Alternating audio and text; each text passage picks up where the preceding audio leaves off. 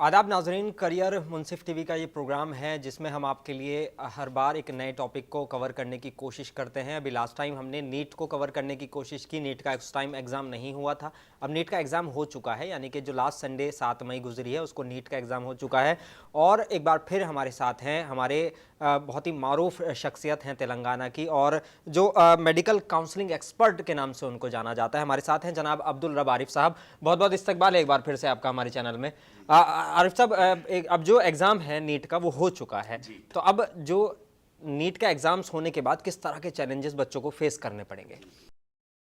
अनवर साहब, सबसे पहले तो जो है ना मैं मुनसिफ टीवी और उसकी मुकम्मल टीम का शुक्रिया अदा करता हूँ कि आप लोग बारहा मुझे नीट के जो एस्पिरेंट्स हैं, उम्मीदवार हैं, उनकी रहबरी के लिए यहाँ पर मुझे मदऊ करते हैं। उसके लिए मैं आप सबका शुक्रिया अदा करता हूँ। तो जैसा कि आपने कहा कि नीट का जो एग्ज़ाम था 7 मई, जो इतवार के दिन 2 बजे से दोपहर 2 बजे से शाम 5:20 पर ख़त्म हुआ।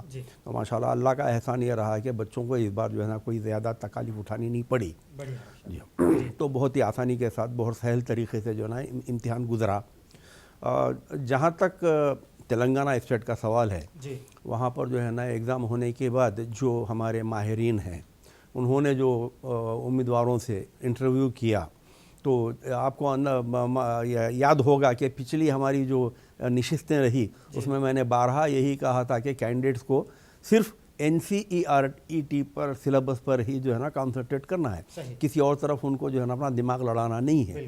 तो चूंकि ये NTA जो है ना पहले ही कंफर्म कर चुका था, तो उस वजह से जो है ना ये जो बच्चे उसको फॉलो किए हैं। और अल्लाह का एहसान ये रहा कि कंप्लीट जितना भी यानी वो आया है, क्वेश्चन पेपर आया है, सब ही NCERT बेस आया है। तो इस एतबार से बच्चों को बहुत ज़्यादा मुश्किलात नहीं हुई। हाँ, रह गया सवाल जहाँ तक कि सब्जेक्ट्स का।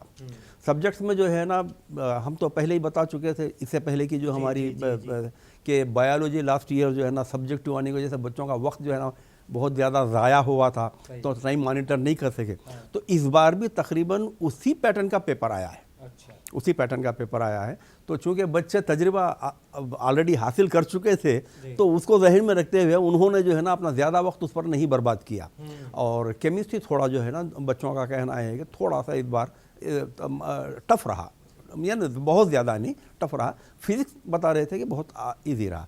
तो इस बार से एक औसत जो लड़का है यानी या लड़की, यानी मतलब कैंडिडेट जो है, एवरेज जो कैंडिडेट है, वो आसानी के साथ मैं समझता हूँ कि 450-500 मार्क्स जो है ना ला लेगा।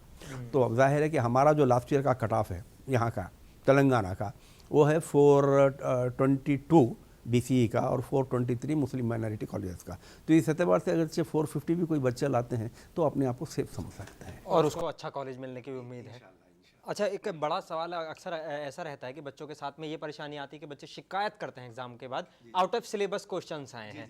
तो इस बार कुछ इस तरह के क्वेश्चन थे जिन्हें आउट ऑफ सिलेबस NCERT पे बेस करके दिए हैं, कोई और बिल्कुल कोई नहीं आया है। इसीलिए मैं आपको बता रहा कि हमारे जो पिछले सभी सेट में क्या हम पिछले हमारे जितने भी प्रोग्राम हुए हैं, बारहा हमने इसी बात पर जो है ना बहुत ज़्यादा इंसिस्ट किया, जोर दिया था कि बच्चों को जो है ना NCERT, ये इवन हमारे जो लाइव प्रोग्राम हुए, जो यानी लाइव क्वेश्चन आंसर प्रोग्राम हुए, उसमें भी जो है ना हमने पेरेंट्स को यही बताया था कि आपको सिलेबस पकड़ के चलना है, सिलेबस को हट के छोड़ के नहीं चलना है। तो उससे हुआ है कि बच्चों को जो है ना बहुत मदद मिली तो मार्क्स स्कोर करने में। अब रहेगा सब्जेक्ट्स में जो है ना कुछ बच्चे किसी सब्जेक्ट में माहिर होते हैं, कुछ बच्चे किसी सब्जेक्ट में थोड़े कमज़ोर होते हैं। तो जिसको फिजिक्स अच्छी आती थी वो फिजिक्स को इजी कहा, जिसको बायोलॉजी जो अच्छा कवर करते वो। केमिस्ट्री अलबत्ता सबीना ये बताया कि थोड़ा सा मुश्किल था पिछले साल की बनियत बात। ओवरऑल अगर आप देखेंगे तो पिछले साल के पेपर से ही करीब जो है ना मेल खाता हुआ पेपर आया था इस बार। अच्छा, ये जो पेपर था उसको बहुत ज़्यादा टिपिकल समझा जाए या इजी, मतलब 50-50 रहा कि इस बार?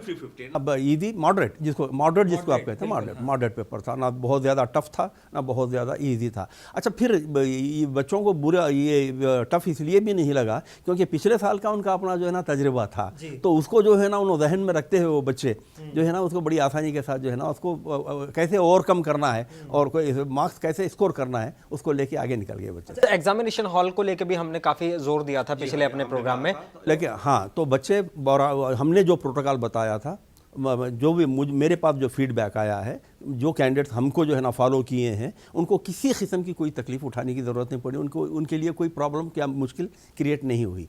तो हमने हाँ कुछ और लोगों के जो है ना फीडबैक्स आए हैं, मैं व्हाट्सएप पे भी मैं देखा हूँ, न्यूज़ में भी देखा हूँ कि कई बच्चे, लड़कियाँ पर्टिकुलरली, वो ज्वेलरी पहन के गई थी जबकि वो अलाउ नहीं थे, तो उनको जो है ना ये नाक की दाल निकालनी पड़ी। हमने भी इस बारे में कहा था कि निकालें तो ज़्यादा अच्छा है। नाक की दाल तक आपको पहन के नहीं जाना है। तो वो जो बच्चे फॉलो नहीं किए हमको, जाहिर है कि वो परेशानी करना पड़ा उनको। तो यानी कि अगर ये छोटी मोटी परेशानी का छोड़ दें कि भाई ये निकालनी पड़ी और ये, तो एग्जामिनेशन हॉल में ओवरऑल बच्चों को इस बार जो है ना मेंटल एगोनी कोई नहीं हुई, मतलब दिमागी जो डिस्टर्बेंस जिसको हम कहते हैं ना, वो कुछ नहीं हुआ, क्योंकि उन्होंने हमारे एपिसोड्स को फॉलो किया था। अच्छा, कुछ जो कैंडिडेट्स थे उनको ओएमआर शीट को भरने में परेशानी हुई, जबकि हमने ओएमआर शीट का बहुत जिक्र किया था यहाँ पे भी, तो ये क्या मसला कहें? देखिए, दरअसल होता क्या है साहब, मैं हमेशा बार मेरे जितने भी सेमिनार्स होते हैं या टीवी के इंटरव्यूज़ होते हैं, उसमें मैं बार बार ये कहता हूँ कि जिन इंस्टीट्यूशंस में बच्चों को पढ़ाया जाता है, तो उन इंस्टीट्यूशंस को चाहिए, या अगर जो इंस्टीट्यूशंस नहीं भी करते हैं तो पेरेंट्स को चाहिए कि इंस्टीट्यूशंस को जो है ना इस तरफ राग़िब करें कि हमारे, देखिए आप बेहतर से बेहतरीन पढ़ा दिए बच्चों को, 720 में से 720 लाने के काबिल बना दिए उसको, लेकिन जो बेसिक चीज़ है जिसको आप OMR कहते हैं, वो फिलअप करने का अगर आर्ट उसके अंदर आप क्रिएट नहीं करेंगे, तो आप ये जितना भी पढ़ाए हैं ना 720 मार्क्स का, जब आपका पेपर ही वैलिड नहीं होगा, OMR शीट ही वैलिड नहीं होगा, तो ये 720 मार्क्स आपको आएंगे कहाँ से? तो जनरली हमारे पास ये लोग जो प्रैक्टिस कराते हैं, मैंने सुना कि कैंडिडेट से सुना है, मैं इससे पहले OMR शीट आपने डिस्प्ले भी किया था, स्क्रीन पर डिस्प्ले भी किया था, और वो NTA का है। तो NTA का जो फॉर्मेट है उसको फॉलो नहीं करते हैं लोग। इसमें और जो ये जो लोग सिखाते हैं उसमें क्या फ़र्क है, आपको क्या लगता है? देखिए, मिसाल के तौर पे जो है ना रोल नंबर है, समझिए आपका रोल नंबर का जो कॉलम है उसमें आपको 10 डिजिट्स का जो है ना एक पहले बॉक्स बनेगा, तो उसमें जो आप हैंड रिटन जो है ना अपने रोल नंबर लिख देंगे, उसके नीचे जो है वो सर्कल्स बनाते हैं, 1 2 3 4 5 6 7 8 9 फिर 0, ये NTA का फॉर्मेट है। लेकिन कुछ इंस्टीट्यूशंस क्या है जो ना 0 से शुरू करते हैं, 0 1 2 3 4 5, तो बच्चे जो है ना प्रैक्टिस जो करते हैं वो 0 पे शुरू करते हैं, तो वहाँ जाने के बाद में जब 0 आ गया तो वो बच्चा जो है ना नीचे बबल करने के बजाय नंबर 1 को कर दे रहा। तो ऐसा हो के क्या हो गया मालूम है, कई बच्चों को जो है तकालीफ सामने आई है। अच्छा, कुछ बच्चे जो है ना जो स्ट्रेट लाइन होती है सर्कल्स की, उसको फॉलो नहीं कर पा के जो है ना, मिसाल के तौर पर सेकंड लाइन है, सेकंड लाइन में नंबर 5 को जो है ना वो करना है, बबुल करना है सर्कल को, और वो थर्ड लाइन में नंबर 5 को कर दिया हो, तो ये क्या है, कंप्यूटर एक्सेप्ट नहीं करेगा। अच्छा, तो अब इसकी वजह से वो जो है बच्चे वो एग्जामिनेशन से बाहर कर दिए जाएंगे या इसका कोई हल निकल पाएगा? ये तो जो है ना कल एक इसी टाइप के एक जो है ना मसले पर जो है ना हमारा डिस्कशन हुआ है NTA से, फ़ोन पर जो हेल्पलाइन उनकी है ना उस पर हुआ है। तो देखिए, सबसे पहली चीज़ ये है कि जो गलती हो गई, तो कंप्यूटर तो जो है ना आपका OMR शीट को एक्सेप्ट नहीं करेगा, वो तो जो है ना आउट कर देगा। आपने बड़ी अच्छी एक मिसाल भी दी थी कि साहब हमारे पास 2 500 के नोट हैं, एक जो है ना सही है और एक जो है ना जाली है, तो जाली को तो फेंक देगा वो, तो कंप्यूटर जो है ना फेंक देगा, क्योंकि हमारा जो एवेल्यूशन होता है कंप्यूटर बेस्ड एवेल्यूशन है, मैनुअल बेस्ड नहीं है। तो फिर मैंने 2-3 लोग मेरे पास कल आए थे कि साहब हमारे बच्चों से ये गलती हो गई है, रोल। अच्छा, इससे पहले लास्ट ईयर भी एक बच्चा जो है ना गलती किया था, रोल नंबर की जगह एप्लीकेशन नंबर लिख दिया। देखिए, होता क्या है, दरअसल जब तक कि आपका एडमिट कार्ड नहीं आता, जब तक आप जो है ना एप्लीकेशन नंबर को फॉलो करते रहते हैं, लेकिन एक बार आपके पास एडमिट कार्ड आ गया तो आपका फॉलोइंग जो है ना रोल नंबर हो जाता है। अब ये होने के बाद जब रैंक डिक्लेयर हो जाएगा तो फिर आप जो है ना रैंक को फॉलो करते रहेंगे। तो बच्चों को जो है ना ये सारी चीज़ें हम जो जहाँ पर भी इनको जो है ना कोचिंग दी जा रही है वहाँ पर सिखाना ज़रूरी है इनको। अगर उनके पास ऐसा नहीं होता है तो कई लोग हैं काउंसलिंग करते हैं, उनको एक आध क्लास बुला के जो है ना बच्चों की रहबरी करा सकते हैं जहाँ पे, तो इससे होता क्या है, बच्चों के लिए एग्जामिनेशन में आसानी हो जाती है। तो अब ये जो गलती बच्चों से हुई है, तो फिर मैंने जो है ना उसको ईमेल करवाया कि जो गलती हुई थी उसको यानी इंडिकेट करते हुए, उसको जो है ना हाईलाइट करते हुए पूरा यानी ड्राफ्ट वगैरह करके पूरा एप्लीकेशन बना के उसको ईमेल करवाया, ईमेल एड्रेस पे NTA का जो ac.in है उस पर करवाने के बाद फिर भी मैंने ये सोचा कि भाई हो सकता है कि हमसे कोई कमी रह जाए क्योंकि हम उतने माहिर तो हैं नहीं, एनटीए के उतने माहिर तो हैं नहीं। तो मैंने हेल्पलाइन पे उनको फ़ोन किया, वो मेरे घर में ही बैठे हुए थे दिमाग, तो इत्तेफाक से फ़ोन लग गया। जनरली लगता नहीं है एनटीए का फ़ोन, आप सुबह से 2 घंटे 3 घंटे भी अगर चाप मिलाएंगे तो कब लगता कब नहीं लगता बोल नहीं सकता, इत्तेफाक से लग गया। तो फिर मैंने उनको बताया कि ये है, तो उन्होंने कहा कि साहब कोई ऐसी बात नहीं है, हम उसको, आप अपना रोल नंबर वगैरह तो भेज दिए हैं ईमेल में, आप एक काम कीजिए, हम उसको जो है मैनुअली जो है वो करवाएंगे कि अपना एवेल्यूएट करवाएंगे। तो आप एक काम कीजिए कि आपका एडमिशन कार्ड जो है, आपके एडमिशन कार्ड की एक कॉपी जो है ना उस पर लगाइए, एडमिट कार्ड की जो जिसको आप हॉल टिकट कहते हैं या एडमिट कार्ड कहते हैं, उसकी भी एक कॉपी जो है ना आप अपने एप्लीकेशन को इनक्लोज कीजिए। और ये हमको भी नहीं मालूम था। तो मैं अब जो कैंडिडेट्स अगर से इस किस्म की कोई किसी से गलती हुई है तो उनसे गुजारिश करता हूँ कि आप लोग ईमेल कीजिए, ईमेल एड्रेस तो आपको मालूम है, आपके नोटिफिकेशन में आया हुआ है। हेल्पलाइन सेंटर आपको नहीं मिलता है, प्रॉब्लम नहीं है। हेल्पलाइन सेंटर से जो मुझे यानी इंस्ट्रक्शंस दिए गए तो वो सभी के लिए कॉमन है, तो आप लोग उसको फॉलो कीजिए। तो आप एप्लीकेशन के साथ साथ आपने जो गलती की है आपके सब्जेक्ट में और रेफरेंस में आप अपना रोल नंबर दीजिए। सब्जेक्ट में जो ना आपने जो गलती की है उसको इंडिकेट कीजिए, और बॉडी ऑफ द लेटर में भी आप अपने जो गलती किया है उसको एलाबोरेट कीजिए, समझाइए उनको, और उसके साथ साथ एक इमेज को आप अटैच कर दीजिए, अटैच कीजिए एडमिट कार्ड का निकाल के, वो बहुत ज़रूरी है एडमिट कार्ड का। तो उन्होंने पर्टिकुलरली मुझसे कहा कि साहब आप एडमिट कार्ड का जो इमेज है उसको जो है ना एनक्लोज कीजिए, इंशाल्लाह हम उसको जो है ना कंसिडर करने की कोशिश करेंगे, इतनी परेशान होने की बात नहीं है। तो जो बच्चे गलती किए हैं वो लोग पैनिक होने की ज़रूरत नहीं है। आप मैं जो बता रहा हूँ अगर उसको फॉलो कर लेंगे तो इंशाल्लाह आपका OMR फिर से जो है ना एवेल्यूएट हो जाएगा, वैलिड हो जाएगा। चलिए, तो ये मैं अपने नाजरीन से, अपने दर्शकों से एक बार कहना चाहता हूं कि जिन लोगों ने OMR शीट में गलती की है वो इस चीज़ को बहुत ध्यान से सुन लें, क्योंकि ये आपका पूरा साल बचा सकता है। अगर आपने ये प्रोसेस को फॉलो नहीं किया तो हो सकता है कि आपको जो पेपर है वो इवैल्यूएट ना हो और आपको परेशानी का सामना करना पड़े। तो जैसा हमारे अब्दुल रब आरिफ साहब ने बताया, तो उनको ऐसे ही मेडिकल एक्सपर्ट नहीं कहते, ये मेडिकल काउंसलिंग एक्सपर्ट ऐसे नहीं कहते। वो देखिए आपके लिए कितना एक बेहतरीन तरीका लेकर आए हैं कि आप लोग अपनी जो परेशानी है उसको ईमेल में लिखें, लेकिन साथ साथ में अपना वो जो हॉल टिकट है उसका एक स्कैन कॉपी आप इमेज में वहाँ पे अटैच कर दें मेल में, और हो सकता है कि आपकी ये कॉपी इवैल्यूएट हो जाए, तो इससे आपका साल बच सकता है। तो इस पर बहुत ज़्यादा गौर करें, ये आपके लिए बहुत अहम पॉइंट होने वाला है। अच्छा, एक और बात भी मैं एडिशनल बता रहा हूँ, और लोग नहीं बताया, मैं बता रहा हूँ कि to be on safe side एक हार्ड कॉपी आपकी जो है ना आइदर बाई कोरियर और by registered post acknowledgement due. तो ये नीट का जो हमारा एनटीए का जो सेंटर है ना वो ओखला पर है, दिल्ली में ओखला पर है। तो वहाँ पर जो है ना आप एक पोस्ट भी कर दीजिए, टू बी ऑन एक प्रिकॉशनरी मेजर है। आपका ईमेल तो ऐसे चला जाएगा, आप कांटेक्ट भी किए हैं, लेकिन फिर भी जो है कि एहतियात हार्ड कॉपी भी अगर आप भेज देंगे तो आपके पास एक प्रूफ रहेगा कि you have already approached NTA for considering your mistake and making it good.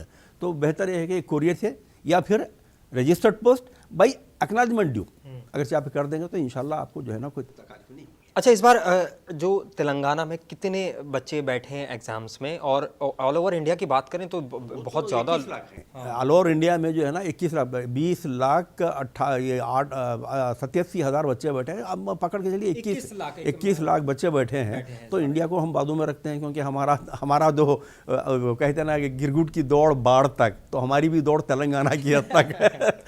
तो हम तेलंगाना की बात करते हैं, लेकिन जो आपकी जो सजेशंस हैं वो ऑल ओवर इंडिया काम आने वाले हैं। आते हैं, बेशक आते हैं। और इसीलिए तो हम प्री नीट एग्ज़ाम जो करते हैं ना तो पूरे नेशन के लिए, इवन अब्रॉड के लिए भी करते हैं, क्योंकि आपका सैटेलाइट चैनल है तो पूरी दुनिया में पहुंचता है। तो कई यहाँ से प्रोग्राम करने के बाद में कई मुझे जो है ना मैसेजेस आते हैं कि सर आपका हम मुंसिफ टीवी पे हमने जो है ना एपिसोड देखा, बड़ा काम का था। तो वो KSA से समझिए, UAE से या लंदन वगैरह से कई जगह से आते हैं। तो माशाल्लाह मुंसिफ का बहुत ज़्यादा वाइड रेंज है। हाँ, अल्हम्दुलिल्लाह जी। तो ये हमारे तेलंगाना में जो है दरअसल जो रजिस्ट्रेशन बच्चे करवाए थे वो करीब 70,000 के करीब 70,000 के रजिस्ट्रेशन करवाए थे। लेकिन कल की जो न्यूज़ है, एग्जामिनेशन के बाद की जो न्यूज़ है, तो 40,000 प्लस बच्चों ने जो है ना एग्ज़ाम को अपीयर किया है। यानी कि 70,000 ने रजिस्ट्रेशन कराया था, लेकिन सिर्फ 40 के कुछ ऊपर 45,000 रखिए, 40 प्लस कहा है उन्होंने। तो 40 प्लस बच्चों ने जो है ना नीट को अपीयर किया, यानी कि बहुत सारे बच्चों ने एग्जाम छोड़ा भी, इसका मतलब छोड़ा है। अगर 70 में से 40 का रेशियो निकालें तो लगभग 40% बच्चों ने एग्जाम नहीं दिया। ऐसा है तो वो क्या बात है पता नहीं है। उमूमन नहीं होता है ऐसा, लेकिन इस बार या तो फिर कोई स्टैटिस्टिक्स की कोई मिस्टेक है, या हो सकता है कि हमारी नॉलेज में जो बात आई है वो जो है ना सही रूट से नहीं आई होगी, सही चैनल से नहीं आई होगी। उतने बच्चों ने या तो अप्लाई नहीं किया होगा, या फिर जो अपीयर हुए हैं हो सकता है इसके करीब हुए होंगे। हम तक जो वो पहुंची है, इन्फॉर्मेशन पहुंचा है, उसमें कुछ तादाद भी हो सकता है, लेकिन ये इसको जो है ना आप ऑथेंटिक इन्फॉर्मेशन मत समझिए। लेकिन ये सोर्स ऐसा है जिसको हम जो है ना उतना नज़रअंदाज भी नहीं कर सकते। तो उस सोर्स की यानी कहने के मुताबिक 40,000 प्लस बच्चों ने जो है ना, लास्ट ईयर 28,000 बच्चों ने दिया था, इस बार और बढ़ गया है। तो यानी कि लोगों में जागरूकता आ रही है अब इसको लेकर धीरे धीरे, और पर्टिकुलरली बच्चियों में बहुत ज़्यादा बच्चियाँ। अच्छा, अब ये ऑफिशियल की अब रिलीज हो गई है, तो इसे सही में ऑफिशियल माना जाए या नहीं माना जाए, मतलब इस पे कितना भरोसा किया जा सकता है? कि ये दरअसल क्या है, ये जो की है इसको हम ऑफिशियल की नहीं कहते। नहीं कहते। ऑफिशियल की उसको कहते हैं जो एनटीए रिलीज करता है। और ये जो की है ये प्राइवेट जो इंस्टीट्यूशंस हैं उसके जो मास्टर्स बैठे हुए हैं, जो प्रोफेसर्स हैं और बड़े बड़े जो है ना फैकल्टी के लोग हैं, तो ये लोग अच्छा, फिर ये जो है ना कोई मामूली लोग नहीं है जी, सही ये इनकी नॉलेज भी दरअसल बच्चों को ये यानी इसके काबिल बनाने वाले ये लोग होते हैं। तो इनकी जो सब्जेक्ट नॉलेज होती है बहुत हाई होती है। तो ये जो की आई है, चाहे किसी भी इंस्टीट्यूशन में, नाम तो मैं नहीं लूँगा किसी भी इंस्टीट्यूशन का, तो वो जो भी इंस्टीट्यूशन से आई है उसको आप 90% 95% पक्का पकड़ के चल सकते हैं। इसलिए कि यही लोग हैं जो यानी आपका बाद वक्त तो जो है ना एनटीए में कभी कभी गलती हो जाती है तो ये लोग करेक्ट करते हैं। तो जिसको चैलेंजिंग ऑफ द की जिसको कहा जाता है, तो ये लोग करते हैं। तो इस एतबार से इसको हम अगर ऑफिशियल नहीं भी मानते हैं तो ये भी नहीं है कि ये की जो है ना टोटली हम इग्नोर कर सकते हैं। करीब 95% जो है ना ये की ऑथेंटिक होती है। तो अब इस की पे भी बच्चे अगरचे अपने जो मार्क्स निकाल रहे हैं, बड़ी मुश्किल से 19-20 रहेगा, 2-4 मार्क्स इधर 2-4 मार्क्स उधर का रहेगा, लेकिन जो आपको मार्क्स इन्होंने आप की बताई है उस की के एतबार से अगरचे आप अपने आंसर्स को एवालुएट कर लेंगे तो ऑटोमेटिकली आपको, क्योंकि अब एग्जाम हमारे पास क्वेश्चन पेपर आ चुका है, तो इनके पास जो सब माहिरीन हैं इस सब्जेक्ट के, इनके पास में अच्छा खासा टाइम होता है उस सारे को निकालने का, तो सही आंसर निकाल। ताजुब करेंगे उस दिन रात में ही, इतवार की रात में ही जो है ना कि रिलीज कर दिया इन लोगों ने, क्योंकि इनके पास क्वेश्चन पेपर 5:30 बजे आ गया, तो 8 बजे तक इनको करने के, केमिस्ट्री वाले केमिस्ट्री ले लेते, फिजिक्स वाले फिजिक्स ले लेते, बॉटनी वाले बॉटनी, जूलॉजी वाले 2 घंटे बड़ी मुश्किल से होते हैं उनके पास, क्योंकि वो तो मास्टर्स है ना, सब्जेक्ट के मास्टर हैं। तो वो जाहिर है कि जो क्वेश्चन आया उसको ईजी नहीं। अब एक आध दो जो है ना कभी क्या होता है ड्रिबलिंग आती है तो उसमें कहीं कंफ्यूजन होता है, तो होता है, इसीलिए मैंने कहा मतलब एक जैसे सेम आंसर होते हैं 92-95% और कुछ नहीं है। तो इस एतबार से जो है ना इनकी जो की आई है वो 2 गो के ऑफिशियल नहीं है, लेकिन इसको हम जो है ना टोटली जो है ना नकार भी नहीं सकते। ये 100% अगर सही नहीं भी है तो 92-95% करेक्ट होती है। ओके, तो इस साल का कट ऑफ कहाँ तक जाएगा? पिछले साल के कंपैरिजन की अगर बात करें तो पिछले साल देखिए, पिछले साल का जो हमारा कट ऑफ गया था तेलंगाना का, मुस्लिम माइनॉरिटी कॉलेजेस का गया था 423 और 423 मार्क्स, ये मार्क्स है, रैंक नहीं, 423 मार्क्स है। और बीसीई का जो कट ऑफ गया था, जनरली हम इसकी बात करते हैं, हालांकि मेरे पास स्टैटिस्टिक्स पूरा है, सबका है, बीसी ए है, बीसी बी, बीसी सी, बीसी, हम इसको हम फिर वर्कआउट करेंगे। तो चलिए मैं अभी यहीं से शुरू कर देता हूँ, बेहतर रहेगा। देखिए ओपन का जो गवर्नमेंट का गया था लास्ट ईयर का कट ऑफ, ये था 469 मार्क्स, और ये था जो ना मंचिरियल मेडिकल कॉलेज का। और बीसीए का जो कट ऑफ गया था वो 366 मार्क्स। अब मैं बार बार मार्क्स नहीं बोलूँगा, मैं जो फिगर बोलूँगा वो मार्क्स ही रहेंगे, वो रैंक नहीं रहेगा। तो बीसीए का जो ना 366, ये महबूबाबाद मेडिकल कॉलेज का, एक गवर्नमेंट कॉलेज की बात कर रहा हूँ मैं। और बीसीबी जो है ना 437, और ये था रामागुंडम का और कोत्तागुड़म मेडिकल कॉलेज का। और बीसीसी जो क्रिश्चियंस की होती है उसके लिए महबूबाबाद का था 392, ये महबूबाबाद मेडिकल कॉलेज का 392 था। बीसीडी जो था वो 444 यानी 444, ये था जो है ना महबूब नगर मेडिकल कॉलेज, महबूबाबाद और कोत्तागुड़म का था। और बीसीई जो एक्चुअली ओनली फॉर मुस्लिम्स होता है वो है 423, यानी अयान मेडिकल कॉलेज मुस्लिम माइनॉरिटी का भी 423 गया, गवर्नमेंट मेडिकल कॉलेज का भी 423 गया था बीसीई का। उसकी वजह ये है कि हमारे बच्चे जो है ना हैदराबाद से बाहर जाना नहीं चाहते। जो बच्चे बाहर जाना चाहते हैं तो उनको गवर्नमेंट मेडिकल कॉलेज देखिए उसी मार्क्स पे मिल रहा है। तो हमारे बच्चे जो है ना अगरचे ये गवर्नमेंट मेडिकल कॉलेज में जाएंगे तो कितना अपने आप को जो है ना, तो हमारे पास जो हाई मार्क्स स्कोर करते हैं बच्चे वो गवर्नमेंट मेडिकल कॉलेज को नहीं जाते, हैदराबाद में ही जो है ना रहने की कोशिश करते हैं, जिसकी वजह से उनके स्टैंडर्ड में जो है ना बड़ा फ़र्क पड़ जाता है। गवर्नमेंट मेडिकल कॉलेज का स्टैंडर्ड बड़ा हाई होता है, चाहे वो नई शुरू हुई हो, आज ही शुरू हुई हो, लेकिन इनका हॉस्पिटल तो जो है 10 साल पहले से एस्टेब्लिश किया हुआ है। इनका जो ओपी पॉपुलेशन, आउट पेशेंट जो पॉपुलेशन आता है इनका प्राइवेट बहुत ज़्यादा होता है, जाहिर है। तो ये चीज़ों को हम लोग ध्यान में नहीं रखते। तो BCE का जो खैर इसको कभी हम जो है ना दूसरी निश्चित में जो है ना इसको टोटल कवर करेंगे। बच्चों को तो मैं हमेशा यही कहता हूँ कि आप गवर्नमेंट मेडिकल कॉलेज को प्रीफर कीजिए, क्योंकि अक्सर ऐसा देखा जाता है कि वहाँ पर फीस बहुत कम होती है और लोअर क्लास से लेकर हाई क्लास तक वहाँ पर अक्सर जाते हैं और वहाँ की जो फैकल्टी होती है वो यानी क्रीम होता है, क्रीम होता है वहाँ की जो फैकल्टी होती है, जो पढ़ाने वाले जो लोग हैं आपके टॉप के लोग होते हैं, टॉप के लोग होते हैं। तो ये प्राइवेट कॉलेज से उसको अफोर्ड नहीं कर सकते, उनकी सैलरी अफोर्ड नहीं कर सकते। जाहिर है प्राइवेट कॉलेज आप इस्टेब्लिश करते हैं अपने फ़ायदे के लिए ना साहब, अपना यानी कारोबार चलाने के लिए। तो आप क्या करेंगे, मैक्सिमम प्रॉफिट मिनिमम एक्सपेंडिचर यही देखेंगे। आपको जो है ना अगर से गवर्नमेंट मेडिकल कॉलेज में 10 डेड बॉडीज मिलेंगे एनाटॉमी के लिए, डिसेक्शन के लिए, तो यहाँ पर जो है इनको खरीदना पड़ता है ना 50,000 देके एक बॉडी। तो ये क्या 10 बॉडीज डेली खरीदेंगे? डेली तो नहीं है। तो ये तो इस तरह से ये कई चीज़ें हैं। बल्कि कई मरतबा ऐसा होता है कि जो कैजुअलिटीज़ होती हैं जी अक्सर एक्सीडेंट्स में या किसी में वो सीधा गवर्नमेंट हॉस्पिटल जाते हैं सारे, और वहाँ पे कई ऐसे होते हैं जो अनक्लेम्ड बॉडीज होते हैं। अनक्लेम्ड बॉडीज तो जो है तो आपके लैब को ही आएंगे, तो बच्चों का फायदा हो जाएगा उसमें। ये प्राइवेट को तो मतलब उनको जो इस थ्योरी के साथ साथ प्रैक्टिकल नॉलेज बहुत ज़्यादा मिल जाती है और फिर क्लिनिकल नॉलेज भी बढ़ जाएगी, क्योंकि आपका जो हॉस्पिटल है गवर्नमेंट का हॉस्पिटल, देखिए प्राइवेट हॉस्पिटल अगर चाहे तो वो तो जो है ना कॉर्पोरेट हॉस्पिटल है, तो वहाँ पर जो 10 लाख बिल पे कर रहा है, 8 लाख बिल पे कर रहा है, एक जो है ना नौसिखिए बच्चे से तो अपना इलाज नहीं करवाएगा, तो वो आपको टच भी नहीं करने देगा। गवर्नमेंट हॉस्पिटल में ऐसा नहीं है, तो वहाँ तो फ्री है ना, वो तो कोई पेशेंट बोल ही नहीं सकता कि साहब मुझे आप हाथ नहीं लगा सकते, आप तो बोलेंगे मैं डॉक्टर हूँ। हाँ सही बात। तो जाहिर है कि आप ऐसे यानी कई पेशेंट्स के टच में आएंगे, जिसकी वजह से आपकी क्लिनिकल नॉलेज बहुत बढ़ जाएगी। और मेडिकल एजुकेशन जो है ना वो थ्योरी से ज़्यादा क्लिनिकल पर डिपेंड करता है। बिल्कुल सही बात है।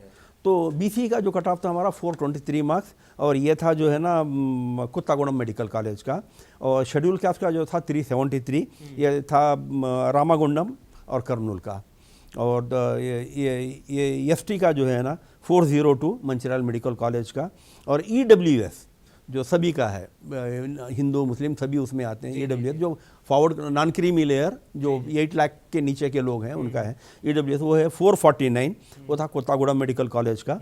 और फिजिकली हैंडीकैप जिसको हम कहते हैं, आजकल जो है ना उसको फिजिकली बेंचमार्क आने कुछ ऐसे वो चैलेंजर में वो कई नाम हैं, तो हम यही पकड़ के चलते हैं फिजिकली। तो वो है प्रधानमंत्री कहते हैं दिव्यांग जी हाँ। तो ये 107 मार्क्स, ये है काकतिया मेडिकल कॉलेज वरंगल का, और ये मेडिकल कॉलेज जो है ना बहुत टॉप की कॉलेज है नॉलेज के एतबार से। देखिए अंदर के क्या हालात हैं उनको छोड़ दीजिए, आप हर जगह कुछ ना कोई स्कैम चलते रहता है, तो जाहिर है कि वो एक की मिसाल पकड़ के आप जो है ना पूरी कॉलेज को बदनाम नहीं कर सकते। लेकिन जो स्टैंडर्ड का जो मामला है, काकतिया मेडिकल कॉलेज का कोई सानी नहीं, इतना स्टैंडर्ड है उसका, क्योंकि MGM हॉस्पिटल जो उसका अटैच्ड है उसको 500 जो है ना गांव और कस्बे जो है ना कवर करते हैं, तो कई पॉपुलेशन वो भी पॉपुलेशन इतना मिलेगा आपको कि किसी और हॉस्पिटल में इतना नहीं मिलेगा आपको। तो क्या कहते हैं मेडिकल कॉलेज का, बल्कि मेडिकल कॉलेज और जो उनसे अटैच हॉस्पिटल्स होते हैं उसमें देखने को मिलता है कि डॉक्टर्स के साथ साथ कई सारे स्टूडेंट्स जो हैं वो साथ में वही में आपका जो है ना एजुकेशन है, मेडिकल एजुकेशन है ही वो। थ्योरी तो जो है ना आपको खाली एग्जाम लिखने के लिए और पास करने के लिए, डिग्री लेने के लिए, लेकिन आपको सही आप कई ऐसे जो ना प्राइवेट मेडिकल प्रैक्टिशनर्स को देखे होंगे जिसके पास MBBS से ज़्यादा लोग बैठे रहते, क्योंकि उसके पास जो है ना क्लिनिकल नॉलेज बहुत ज़्यादा है, तो उनके हाथ में शिफा भी होती है, तजर्बा बड़ा हुआ होता है। तो ये चीज़ें बहुत ज़्यादा है। तो खैर ये इसके ऊपर हम जो है ना कोई और एक सेशन रखेंगे। और फिर NCC का जो कट ऑफ गया था लास्ट ईयर का, वो है 155 मार्क्स, और ये था महबूबाबाद मेडिकल कॉलेज का 155 मार्क्स NCC का। और NCC में बच्चों को एक चीज़ याद रखना चाहिए कि B सर्टिफिकेट की आपकी वैल्यू है। ये सर्टिफिकेट चूँकि SSC लेवल तक ही होता है, तो उसको उतना जो है ना प्रीफर नहीं दिया जाता। B सर्टिफिकेट जो होता है वो इंटर का होता है, और C सर्टिफिकेट जो होता है वो ग्रेजुएशन का होता है। तो B सर्टिफिकेट अगर आपके पास है तो बहुत आप यानी उम्मीद रख सकते हैं कि आपका कम से कम स्कोर भी अगर है तो आपको किसी अच्छी कॉलेज में एडमिशन मिल सकता है। तो जैसे लास्ट ईयर का एनसीसी का कट ऑफ जो है ना 155 है, महबूबाबाद मेडिकल कॉलेज, ये सब गवर्नमेंट मेडिकल कॉलेज की बात कर रहा हूँ। और एक होता है कैप, जिसको कहते हैं चिल्ड्रन ऑफ आर्म्ड पर्सनल। तो ये जो यानी पुलिस के जो लोग होते हैं उनके आर्मी पर्सनल वगैरह जो होते हैं उनके लिए, तो उनका है 139, 139। ये ईएसए मेडिकल कॉलेज हैदराबाद का, और ईएसए मेडिकल कॉलेज कोई मामूली मेडिकल कॉलेज नहीं है, बल्कि उसका जो इंफ्रास्ट्रक्चर है गवर्नमेंट मेडिकल कॉलेज भी जो है ना उसको आउटबीट नहीं कर सकते इतना। तो ईएसआई को अगर कोई प्रीफर देता है, वहाँ पे एडमिशन लेता है, खैर उसके रूल्स कुछ अलग हैं कि आपको जो है ना एक बॉन्ड देना पड़ता है, वहाँ पर अपना मुलाजिमत करनी पड़ती है। वो चूँकि मैं वहाँ का जो है ना रिटायर्ड ऑफिसर हूँ तो मुझे मालूम है वहाँ के रूल्स रेगुलेशन हैं, तो वो किसी दिन जो है ना उसके ऊपर हम फिर अलग बातें करें, क्योंकि हमारा समय जो है हमको इस बात की इजाज़त नहीं देता कि हम बहुत ज़्यादा प्रोलॉन्ग जाएँ। तो ये तो गवर्नमेंट का हुआ। और फिर नॉन माइनॉरिटी का जो कट ऑफ गया था वो है ओपन का 449 और बीसीए का 360, बीसीबी का 436 और बीसीसी का 372 और बीसीडी का 444, यानी गवर्नमेंट का भी वही गया, प्राइवेट का भी वही गया, और बीसीई का 422, एक मार्क कम गया है गवर्नमेंट मेडिकल कॉलेज से। और हमारे मुस्लिम में 423 से एक मार्क कम गया है, 422 बीसीई का नॉन माइनॉरिटी में। और ये है महावीर मेडिकल कॉलेज विकाराबाद का। और शेड्यूल कास्ट का जो है ना 372, शेड्यूल ट्राइब का 374, ईडब्ल्यूएस 449 और पीएचसी यानी फिजिकली हैंडीकैप जो है ना 101 और एनसीसी का 147 और cap children of armed personal का 109। और मुस्लिम माइनॉरिटी कॉलेज में जब हम आते हैं तो इसका जो लास्ट कट ऑफ गया है वो आयन मेडिकल कॉलेज का है 423 मार्क्स। लेकिन कुछ बच्चों को जो है ना तजस्सुस है कि साहब हमारे जो 4 मेडिकल कॉलेज हैं उनके भी कट ऑफ बता दीजिए आप। तो मैं आपको बताता हूँ कि दक्कन मेडिकल कॉलेज का 482 गया है। तो मतलब इस साल अगर जो कोई बच्चे 500 मार्क्स लाते हैं तो दक्कन के लिए ये उम्मीद रख सकते हैं, उम्मीद रख सकते हैं। और वैसे शादान का जो है ना 451 है, मतलब जो बच्चे 450 ला रहे हैं वो शादान के लिए भी उम्मीद रख सकते हैं। और वीआर के वुमेंस मेडिकल जो सिर्फ लड़कियों के लिए वीआर के वुमेंस मेडिकल कॉलेज, उसका कट ऑफ है 431। तो 430 425 बच्चे भी लड़कियां जो लाते हैं तो उनको भी जो है ना उम्मीद कर सकते हैं वो। और आयान का 423 मैंने आपको बता दिया है।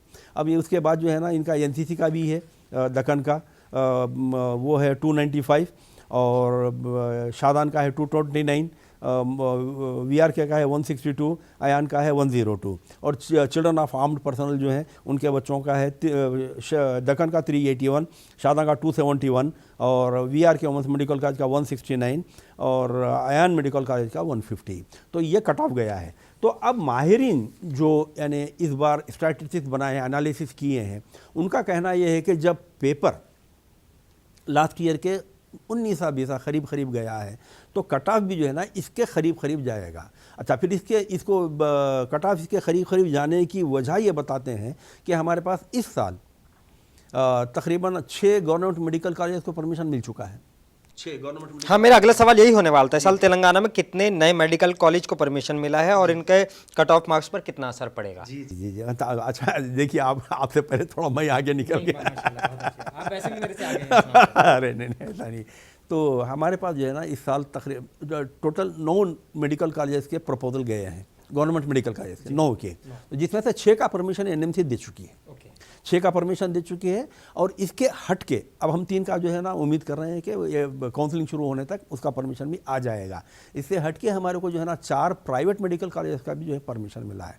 और तेलंगाना में इस बार पहली बार ऐसे हुआ है कि एक प्राइवेट यूनिवर्सिटी जिसका नाम है अनुराग यूनिवर्सिटी, उसको जो है ना एक मेडिकल कॉलेज सैंक्शन हुई है और परमिशन भी मिला है उसको, वो नीलिमा मेडिकल कॉलेज के नाम से।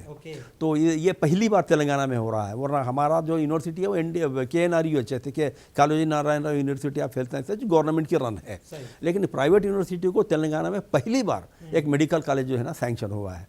तो वो नीलिमा मेडिकल कॉलेज के नाम से। तो गवर्नमेंट मेडिकल कॉलेज जो हैं हमको मिले हैं इस साल, जो अभी अब फंक्शन करना शुरू कर देंगे, वो है विकाराबाद है, भूपालपल्ली है, जनगांव है, खम्मम है, कामारेड्डी है और आसिफाबाद है। ये 6 परमिशन आ चुका है और 3 का परमिशन ये काउंसलिंग शुरू होने से पहले आ जाएगा। इसमें कोई सेकंड राय दो राय नहीं है, सेकंड ओपिनियन नहीं है इसका।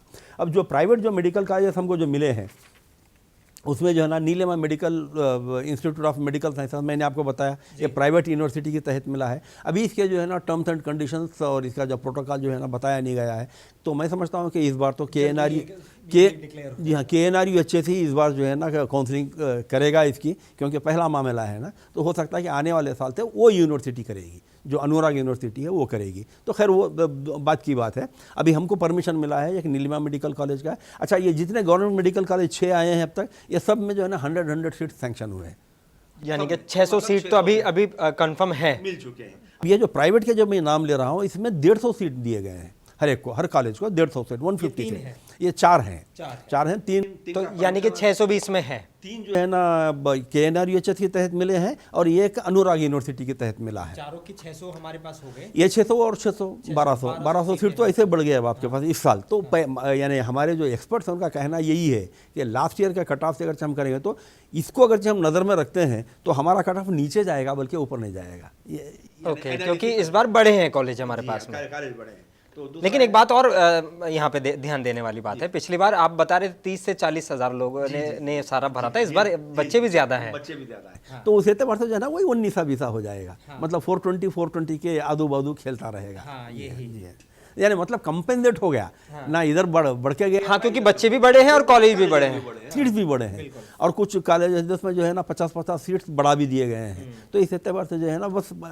या तो 5-10 मार्क्स पीछे जाएगा या 5-10 मार्क्स आगे जाएगा, इससे बढ़ के कोई ज़्यादा फर्क पड़ने वाला नहीं है। तो दूसरी जो प्राइवेट मेडिकल कॉलेज है वो CMR मेडिकल कॉलेज है, और एक है father Colombo institute of medical sciences, और एक है Arundhati institute of medical sciences. ये 4 जो है ना हमारे पास प्राइवेट मेडिकल कॉलेजेस आए हैं। ये सब मिला के, जैसे कि आपने कहा है कि रफली 200 सीट्स हमारे पास बड़े हैं, तो उसका जो हमारे ऊपर असर पड़ेगा तो वो जहाँ का वहाँ, यानी वो क्योंकि बच्चे भी बड़े हैं और वो भी जी। अच्छा, जो उम्मीदवार एक्सपेक्टेड कट ऑफ से भी कम मार्क्स लाएंगे तो उनको क्या करना चाहिए? उनको या तो देखिए, अब यहाँ पे 2 चीज़ें होती हैं बच्चों का। किसी का जो है ना एक वो होता है, नज़रिया होता है कि मैं बनूंगा तो डॉक्टर ही बनूंगा, दूसरा कोई कोर्स नहीं करूंगा। तो वैसे बच्चों को चाहिए कि वो अभी इमीडिएटली जो है ना लॉन्ग टर्म ज्वाइन कर ले और रिपीटर बन जाए, जिसको ड्रॉप आउट कहते हैं, दूसरे यानी स्टेट में ड्रॉप आउट कहते हैं, और हम उसको जो है ना रिपीटर कहते हैं। तो आप रिपीटर शुरू कर दीजिए। अगर आपको सीट मिल जाती है तो आप उसको छोड़ दीजिए, यहाँ पे आप ज्वाइन कर लीजिए, नहीं तो फिर आप उसको कंटिन्यू कीजिए, आने वाले साल आप अपीयर कीजिए। नहीं, इससे हटके कुछ बच्चे ऐसे हैं कि साहब अब 2-3 बार हम रिपीट कर चुके, अब आगे जाने की ना तो हमारी वो है, ना तो हमारा ख्याल है, ना ही हमारे पेरेंट्स जो है ना इसके फेवर में है। तो ऐसे बच्चे जो है ना अल्टरनेट मेडिकल कोर्सेज के लिए ऑप्ट कर सकते हैं, जिसमें BDS है और आयुष के कोर्सेस हैं। अगर किसी का यानी SSC या 12th में उर्दू, अरबिक या पर्शियन लैंग्वेज एक सब्जेक्ट रहा है तो वो यूनानी के लिए अपीयर हो सकते हैं, अप्लाई कर सकते हैं, कम कट ऑफ जाता है उसका। और फिर आयुर्वेदिक आपके पास है, उसमें कोई कंडीशन नहीं है आपको, तो आयुर्वेदिक में जा सकते हैं, होम्योपैथी में जा सकते हैं आप, और सबसे जो लीस्ट जो मार्क्स जाते हैं वो है नेचुरोपैथी के। तो आप हमारे पास यहाँ पे एक जो है ना नेचुरोपैथी का जो है Mahatma Gandhi naturopathy institute of sciences है, तो उसको आप ज्वाइन कर सकते हैं, तो कम से कम में जाता है। अब मेडिकल से हटके पैरामेडिकल कई कोर्सेस हैं, आप उसमें भी ज्वाइन कर सकते हैं, डिप्लोमास कर सकते हैं। तो बहरहाल मेडिकल से अगरचे आप MBBS फिर अब रिपीट नहीं करना चाहते हैं तो फिर आप जो है ना इन कोर्सेज की तरफ ध्यान दें। अच्छा, अब इसका ये रिजल्ट कब तक आएगा और उम्मीदवारों को क्या एग्जाम करने हैं? देखिए, जनरली होता क्या है, नीट का जो एग्ज़ाम होता है ना, तो NTA 1 महीने के अंदर इसका रिज़ल्ट डिक्लेयर कर देती है, प्रोसेस कंप्लीट कर देती है। तो जिसमें जो है ना सबसे पहले आपको जो है की रिलीज़ होगी, और वो होगी प्रोविजनल की। तो प्रोविजनल की इसलिए रिलीज़ करते हैं कि कई बच्चे चैलेंज करते हैं। जैसा कि मैंने कहा कि यहाँ पे जो बड़े प्रोफेसर्स बैठे हुए हैं वो लोग बताते हैं कि भाई NTA का जो की दी गई है ये 100% करेक्ट नहीं है, इसमें ये गलती है, वो चैलेंज करते हैं। तो उसके लिए जो है ना आपको 1000 रुपीज़ पे करना पड़ता है पर चैलेंज, तो पे करके आप चैलेंज करते हैं। अगर वाकई वो गलती है, NTA उसको एक्सेप्ट करती है, या NTA के पेपर बनाने वाले उसको एक्सेप्ट करते हैं, तो उसको जो है ना एक्सेप्ट करके सारे बच्चों को उसके मार्क्स दे दिए जाते हैं। अच्छा, सारे बच्चे के माने ये नहीं है कि जितने अपीयर हुए, जितने उस क्वेश्चन को टच किया था, जितने बच्चे उस क्वेश्चन को टच किए थे उनको जो है ना वो पूरे 4-4 मार्क्स उसके दे दिए जाते हैं। तो इसी तरह से प्रोविजनल की जब क्लोज हो जाती है, चैलेंज आपका ख़त्म हो जाता है, तो फाइनल की रिलीज हो जाती है। अब वो फाइनल की जो है ना हमेशा के लिए आपको फाइनल की कब तक रिलीज होने की उम्मीद रखें? बस जून के एंड या जो है ना जुलाई के फर्स्ट वीक। जी हाँ, ये अब वहीं से जो है ना आपका रैंक डिक्लेयर हो जाएगा, ऑल इंडिया रैंक। अच्छा, ऑल इंडिया, हाँ ये भी अब सवाल यही आने वाला था, ऑल इंडिया कोटा और स्टेट कोटे में क्या फ़र्क है? बड़ा अच्छा सवाल है आपका। बहुत बहुत बच्चे कंफ्यूज होते हैं इसमें। तो जैसे ही ये यानी की रिलीज़ हो गई, उसके बाद में रैंक डिक्लेयर हो जाएगा। रैंक के बाद में ऑल इंडिया की लिस्ट बनेगी। ऑल इंडिया की लिस्ट बन के जो है ना वो director general of medical and health family welfare को जाएगी सेंट्रल के, वो लोग जो है ना स्टेट्स को भेजेंगे। तो ये स्टेट्स को जब लिस्ट आएगी, उससे पहले मेडिकल काउंसलिंग कमेटी जो है, एमसीसी हम जिसको कहते हैं, वो ऑल इंडिया कोटा का जो है ना एडमिशन प्रोसेस शुरू करेगी। ओके। अच्छा, रूल ये है कि जब तक ऑल इंडिया कोटा का जो है ना एडमिशन प्रोसेस शुरू नहीं होता है, कम से कम एक फेज उसका कंप्लीट नहीं होता है, स्टेट मेडिकल कॉलेज जो है ना, मेडिकल यूनिवर्सिटीज़ जो है ना, अपना एडमिशन प्रोसेस शुरू नहीं कर सकते। क्योंकि जो टॉप के बच्चे हैं वो पहले ऑल इंडिया में अपने आप को एडमिट करना चाहेंगे ना, तो जिसमें जो है ना सेंट्रल यूनिवर्सिटीज़ हैं, दिल्ली मेडिकल यूनिवर्सिटी है, एम्स है, जिपमर है, और गवर्नमेंट मेडिकल कॉलेज जो हर स्टेट के 15% लेते हैं, उसमें पहले ये बच्चे जाना चाहेंगे। तो ऑल इंडिया कोटा का जो है ना पहले एमसीसी नोटिफिकेशन जारी करेगा, ऑल इंडिया कोटा की काउंसलिंग शुरू हो जाएगी। एक फेज कंप्लीट होने के बाद हर स्टेट की जो है ना यूनिवर्सिटी नोटिफिकेशन जारी करेगी रजिस्ट्रेशन के लिए। तो पहले आपको जो है ना, देखिए ऑल इंडिया की जो लिस्ट बनती है ना, उसमें से आप ये तो नहीं निकाल सकते कि भाई ये आंध्रा का बच्चा है, तेलंगाना का बच्चा है, तमिलनाडु का है, बिहार का है, नहीं निकाल सकेंगे ना आप। कहाँ 21 लाख कहाँ पे जो है ना बाइफरकेट करेंगे आप।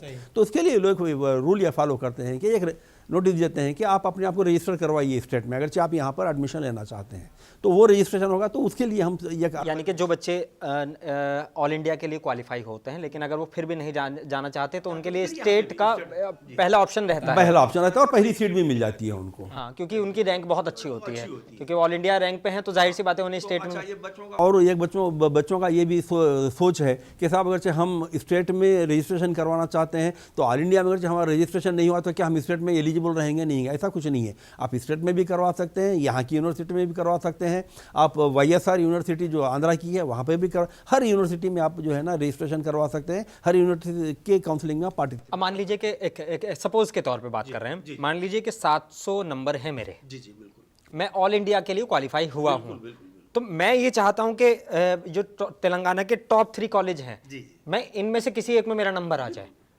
तो मैं तीनों में मुझे अलग अलग अप्लाई करना पड़ेगा? नहीं, ऐसा नहीं है। देखिए कॉलेज का इंडिविजुअली आपको जो है ना वेब ऑप्शन देना होगा। आपको रजिस्ट्रेशन तो जो है ना यूनिवर्सिटी से करवानी होगी।